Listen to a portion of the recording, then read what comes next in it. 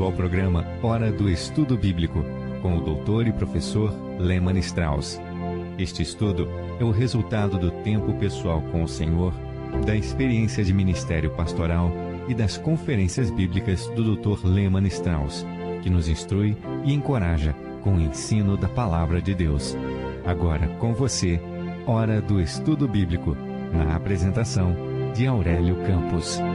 Muito obrigado por incluir a Hora do Estudo Bíblico em sua agenda hoje. Antes de começarmos o nosso estudo, deixe-me fazer duas coisas. Primeiro, deixe-me agradecer às pessoas pelas orações e também por suas ofertas. E devo lembrar que você é a espinha dorsal deste ministério. Sem as suas contribuições, nós não podemos continuar. Muito obrigado por sua colaboração. E agora, juntos, vamos buscar a Deus em oração. Pai, nós te agradecemos por cada provisão que tu tem nos dado, espírito, mente e corpo. Tu és um Deus fiel. Tu nos prometeste prover tudo para os teus filhos.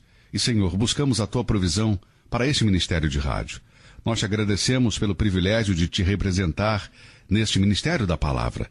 Faça com que esta mensagem seja uma bênção para muitos hoje. Confiamos que alguns vão conhecer a Cristo como Salvador e que outros serão instruídos, informados, inspirados e edificados, Senhor, ao ouvirem os ensinos da Tua Palavra. Especialmente durante esta série em que estamos tratando de Teu nome, com que Tu revelas a Tua natureza, o Teu caráter, que possamos tratar esses nomes com respeito, mas acima de tudo, que eles possam representar para cada um de nós o grande Deus que Tu és. Senhor, que haja comida para a alma e algo que possa afiar o intelecto nesta mensagem de salvação para qualquer um que ainda não seja salvo. E que tu recebas todo o louvor, pois te pedimos isso em nome de Jesus. Amém. Hoje vamos começar com os nomes compostos de Deus. Já consideramos os nomes primários de Deus, Elohim, Jeová e Adonai. Elohim traduz-se por Deus com D maiúsculo e o resto com minúsculo. Depois, Jeová, que traduz-se como Senhor ou Deus, com todas as letras maiúsculas. Depois, a palavra Adonai, traduzida como Senhor, com S maiúsculo e todas as outras minúsculas. Hoje vamos ver o nome Deus Todo-Poderoso, o primeiro dos nomes compostos de Deus. Ele é composto de duas palavras, é por isso que chamamos de nomes compostos. Ele é composto de El, que é a abreviação de Elohim, e a palavra poderoso, que é a forma portuguesa de falarmos a palavra hebraica Shaddai.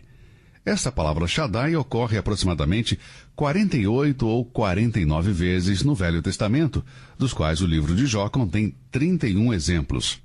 Assim, você encontrará em Jó mais que em qualquer outro livro da Bíblia. Vimos em nosso estudo sobre Elohim que a palavra hebraica El tem uma tradução forte, poderosa, cheia de poder. Elohim é aquele que é forte. O Deus de poder é o Deus de força. Por exemplo, o Salmo 18, verso 32, lemos que Deus é o que cinge de força e aperfeiçoa o meu caminho. Agora temos a palavra Deus grafada com D maiúsculo e depois todas as letras minúsculas. Ela se traduz Deus. Agora, mesmo a palavra El também é traduzida por tais palavras como poder e poderoso com relação ao ser humano. Isso descobrimos em Gênesis capítulo 31, verso 19. A palavra Shaddai tem a ver com força, poder. Ela vem do hebraico do substantivo singular Shad, que quer dizer pão. Em numerosos lugares na Bíblia, Shad é traduzido por pão. Por exemplo, em Jó, capítulo 3, temos a clássica ilustração desse terceiro capítulo de Jó, verso 12. Por que me receberam os joelhos e por que os peitos para que mamasse? Temos aqui a palavra pão na tradução do hebraico Shad. Em muitos lugares da Bíblia, Shad é traduzido por pão. Isto implica sustento, força e satisfação. Ele é invariavelmente usado para o peito da mãe através do qual ela transmite a força e a satisfação ao seu pequeno bebê. A criança faminta e carente fica preocupada, mas quando a nutrição recebe, e com isso ela fica satisfeita, ela se aquieta e descansa. O peito da mãe então se torna um lugar onde o bebê encontra recursos para a sua própria suficiência. Agora que uma mãe é para o bebê, El Shaddai é para os seus filhos. Ele é o poderoso, aquele que é suficiente, aquele que nos sustenta. Ele que é a nossa força, a nossa satisfação. Precisamos de tudo o que um bebê precisa, tal como um bebê precisa do leite da mãe. E essa mãe derrama sua vida pelo seu filho no peito, assim como Deus Todo-Poderoso, El Shaddai, derrama sua vida por seus filhos. No livro de Isaías, capítulo 66, temos um interessante comentário que creio ser digno de nota. Abra sua Bíblia no capítulo 66 do livro de Isaías, começando com o verso 10. Regozijai-vos com Jerusalém e alegrai-vos por ela, vós todos os que a amais, enchei-vos por ela de alegria todos os que por ela pranteastes, para que mameis e vos farteis dos peitos das suas consolações, para que sugueis e vos deleiteis com a abundância da sua glória. Porque assim diz o Senhor, eis que estenderei sobre ela a paz como um rio, e a glória dos gentios como um ribeiro que transborda. Então mamareis, ao colo vos trarão, e sobre os joelhos vos afagarão. Como alguém a quem consola sua mãe, assim eu vos consolarei, e em Jerusalém vós sereis consolados. Bem, existe uma passagem das Escrituras que reflete o nome de El Shaddai, ou como temos em nossa versão Almeida, o Todo-Poderoso. Este é o título mais cheio de ternura usado por Deus, e é usado exclusivamente com relação aos seus filhos. O falecido Dr. Campbell Morgan, em seus livros, fez a seguinte afirmação que quero citar agora para você. Para ajudar sustento e consolação do ventre de Deus, é necessário sermos fortes na peregrinação da vida. Alguém já ressaltou o fato de que essa passagem, onde aparece a Shaddai, Deus é designado como o grande doador. Assim você pode ver Deus como uma mãe nutrindo o seu bebê, alimentando o seu bebê no peito, providenciando o que o bebê precisa para crescer forte na peregrinação da vida, mesmo que Deus derrame a si mesmo e a sua vida para nos providenciar tudo na nossa jornada. O primeiro uso deste nome na Bíblia está cheio de significado. Foi a Abraão que ele se revelou como El Shaddai.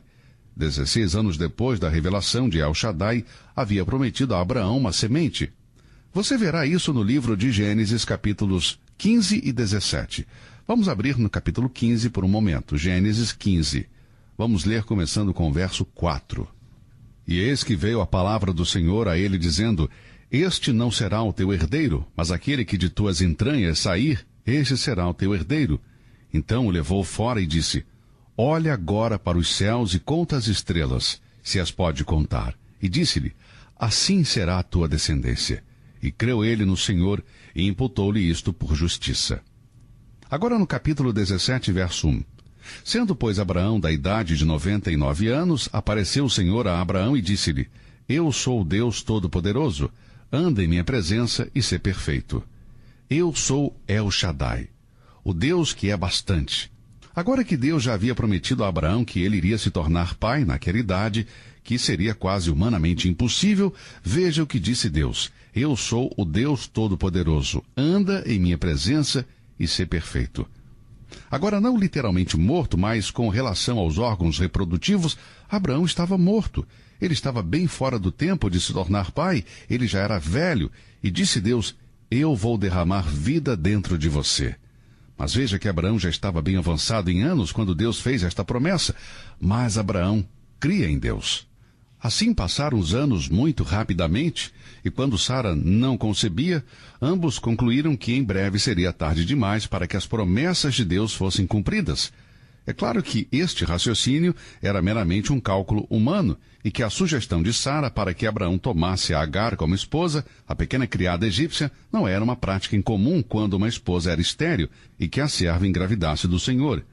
Esse costume era praticado para se agradecer continuamente a uma família. Depois, a promessa original nada continha sobre a maternidade de Sara. Deus simplesmente disse a Abraão, você vai ser pai de uma grande posteridade. Mas neste ponto em particular de Gênesis capítulo 15, ele não disse uma simples palavra sobre Sara como sendo mãe. Bem, em qualquer nível, Agar concebeu e Ismael nasceu. Isso tudo está no capítulo 16 de Gênesis. Bom, 13 anos depois de Ismael ter nascido, quando Abraão estava com 99 anos de idade, Deus apareceu de novo. Já não era possível esperar mais, de acordo com a lei natural, para que Sara concebesse. Sara, na terminologia moderna, estava uma senhora idosa e ainda assim assegurou que um filho nasceria dele e de Sara. Incidentalmente, em Gênesis capítulo 17, começando com o verso 15, esta era a primeira vez que Deus faria alguma coisa para que Sara fosse mãe.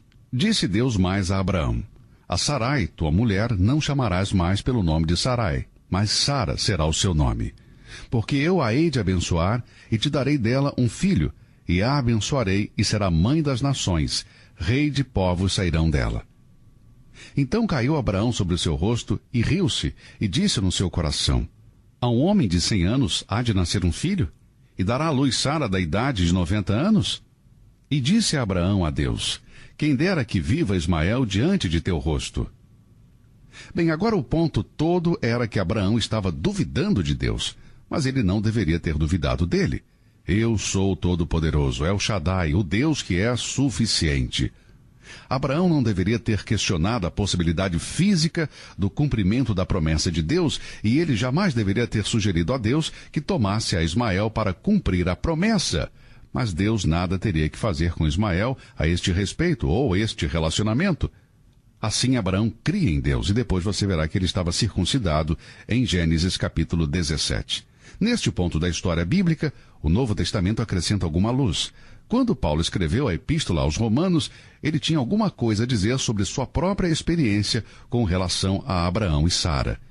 Em Romanos, começando com o verso 19, temos um comentário interessante inspirado pelo Espírito de Deus com relação ao que Deus queria que Abraão cresce em relação ao seu filho prometido.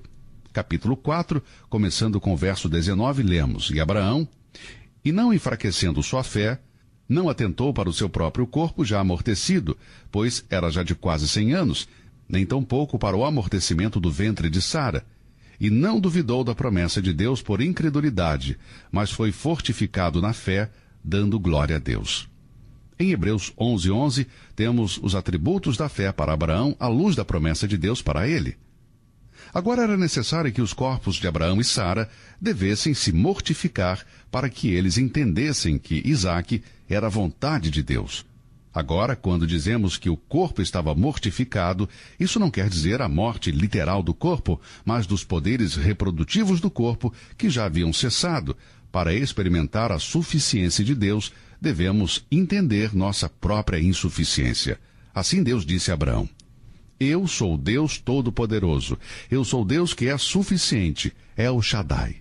Veja que é El Shaddai que dá e sustenta a vida, quem derrama a vida de Deus em nossas vidas. Era esse novo nome que Deus havia revelado. Ele se revelou primeiramente a Abraão. Este é o trabalho de El Shaddai, Deus Todo-Poderoso, tornar uma vida alimentada e nutrida. Estas são características contundentes. Quando um bebê nasce, sua mãe o sustenta com seu peito, assim faz Deus como autor e sustentador da vida. Quando esse nome caiu nos ouvidos de Abraão pela primeira vez, ele deve ter soado muito revelador para ele, como uma palavra refrescante vinda dos céus, uma vez que o nome de Deus nas Escrituras é revelador dele mesmo a Abraão. El Shaddai era tudo para Abraão agora. A lição espiritual que Abraão aprendeu foi da revelação de seu nome, El Shaddai, ou traduzido por Poderoso Deus. Este permaneceu com Abraão para o resto de sua vida. Tenho certeza de que passou isso para Isaque anos mais tarde, quando Isaque despediu seu filho Jacó para buscar uma noiva em Padã Arã, despedindo-o, dizendo: e o Deus Todo-Poderoso te abençoe. Gênesis 28, versos de 1 a 4. Esta era a primeira aventura de Jacó longe de casa. Ele não era um homem do campo como seu irmão Esaú. Depois ele teria que enfrentar a longa jornada cheia de animais selvagens e ladrões que nenhuma força humana pode socorrer e sustentar. Mas Isaque sabia que El Shaddai poderia levá-lo em seu seio e sustentá-lo por toda esta jornada. O El Shaddai poderia derramar sua força em sua vida estéril e torná-la frutífera. Assim cantamos: salvos nos braços de Jesus, salvos com ele para sempre. Você já sentou alguma vez numa igreja e cantou esta canção? Estou certo que sim. Bem, da próxima vez que você cantar esta canção evangélica, bem familiar, salvo nos braços de Cristo, salvo em seus braços fortes, eu quero que você pense no Deus Todo-Poderoso, El Shaddai, o Deus que é suficiente, o Deus que toma o pecador em seu seio, que o conforta, o sustenta, o nutre e o fortalece na jornada da vida. Que grande conforto é saber que na hora crucial da partida de alguém, o Deus Todo-Poderoso está com ele. Jacó deveria saber por experiência que El Shaddai estava naquela jornada, e anos mais tarde ele voltou para Betel e lá Deus deu a ele o nome de Israel e disse: E apareceu Deus outra vez a Jacó, vindo de Padã-Arã, e abençoou-o. Disse-lhe mais Deus: Eu sou Deus Todo-Poderoso, frutifica e multiplica-te uma nação. Sim, uma multidão de nações sairá de ti, e reis procederão dos teus lombos. Lemos isso em Gênesis capítulo 35, começando com o verso 9. Agora, a ordem de Deus era apoiada pelo doador e sustentador da própria vida. Foi quando Jacó estava no leito de morte e repetiu para José a promessa de El Shaddai. No capítulo 48 do livro de Gênesis, você pode ter uma reiteração desta promessa. Creio que seja proveitoso lermos esta passagem toda. Capítulo 48 de Gênesis. Vamos ler. E aconteceu depois destas coisas que alguém disse a José: Eis que teu pai está enfermo. Então tomou consigo os seus 2 filhos, Manassés e Efraim. E alguém participou a Jacó e disse: Eis que José, teu filho, vem a ti. E esforçou-se Israel e assentou-se sobre a cama. E Jacó disse a José: O Deus Todo-Poderoso me apareceu em luz na terra de Canaã e me abençoou, e me disse: Eis que te farei frutificar e multiplicar, e tornar-te-ei uma multidão de povos, e darei esta terra à tua descendência depois de ti em possessão perpétua. Bem, aí você pode ver, meu caro amigo, como são importantes os nomes de Deus. Ninguém a não ser El Shaddai, Deus Todo-Poderoso, o Todo-Suficiente, que pode multiplicar, se fazer frutífero. Mas há um segredo que se recebe de Deus em nossa porção diária. O salmista expressa isso nestas palavras. Vou ler um salmo muito importante, conquanto interessante e familiar. Salmo 91, verso 1. Aquele que habita no esconderijo do Altíssimo, à sombra do Onipotente descansará. Veja que a vida abundante é frutífera. Se você abrir no Evangelho de João, que tem sido chamado de capítulo perene, ali você aprenderá muito em como render frutos. Outros o chamam de capítulo dos produtores de frutos da Bíblia. Se você olhar alguns versos em João capítulo 15, acho que você vai ver o que eu quero dizer. Em João capítulo 15, começando com o verso 4. Está em mim e eu em vós. Como a vara de si mesma não pode dar fruto, se não estiver na videira, assim também vós, se não estiverdes em mim. Eu sou a videira, vós as varas. Quem está em mim e eu nele, esse dá muito fruto, porque sem mim nada podeis fazer. Assim, a vida que permanece é frutífera. Assim precisamos permanecer no lugar secreto do Altíssimo. E permanecerão à sombra do Onipotente. O Deus que é o bastante, a nutrição de Deus, o Deus que sustenta e fortalece e equipa para a jornada da vida. Uma alma atormentada ousa o que este nome quer dizer no livro de Ruth. Eu tenho certeza que muitos de vocês já estão familiarizados com este livro. Desde que El Shaddai, ou Poderoso Deus, é o nome de uma grande obra que torna frutífero, às vezes ele precisa nos castigar para realizar isto. Dessa forma, é este nome, o Todo-Poderoso, ou El Shaddai, que é usado em Ruth, capítulo 1, versos 20 e 21. Depois de uma jornada sofrida durante anos de tristezas em Moabe, ela reconhece quando a vê. Porém, ela lhes dizia: Não me chameis Noemi, chamai-me Mara, porque grande amargura me tem dado o Todo-Poderoso. Cheia parti, porém vazia, o Senhor me fez tornar. Porque, pois, me chamareis Noemi? O Senhor testifica contra mim, e o Todo-Poderoso me tem feito mal. Agora, onde quer que você esteja, o termo Todo-Poderoso é a tradução da palavra hebraica Shaddai. Veja que ela perdeu os frutos de seu ventre, seus próprios filhos e seu marido. Ela não queria confiar em El Shaddai quando estava em Moabe, mas aprendeu através de seu fracasso. Agora ela podia ajudar aos outros. Ela confessa que saiu cheia e voltou vazia. Veja que El Shaddai está preocupado em fazer seu povo frutífero. Mas, amado cristão, se for necessário castigo para realizar seus propósitos, então ele certamente será o Deus Todo-Poderoso que há de realizar. Jamais presuma por Deus, jamais tome por certo o que Deus tem que fazer. Agora, Deus é Deus de amor e Ele é Deus da grande provisão. Lembre-se, no entanto, que se andarmos em desobediência com Ele, fracassamos em guardar os seus mandamentos. Se falharmos em fazer o que ele nos manda fazer, então El Shaddai, para nos fazer frutíferos, deve tomar outras medidas. Em João 15, nosso Senhor nos fala da ideia de castigo. Ele disse: se alguém não estiver em mim, será lançado fora como a vara e secará. E os colhem e lançam no fogo e ardem.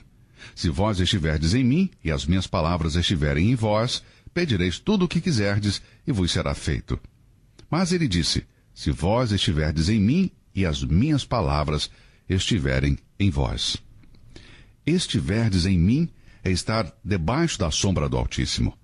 Mantenha comunhão com o Senhor, não interrompa essa comunhão.